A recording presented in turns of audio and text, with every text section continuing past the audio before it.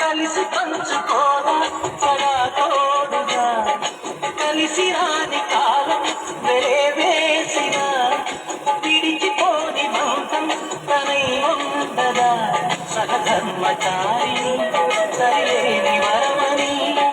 సత్యాన్ని కనలేని నాడు మూడుగా మిగలగా పురుషుడు అపురూపమైన జన్మ ఆడజన్మ ఆ జన్మకు పరిపూర్ణత ఇల్లాలమ్మా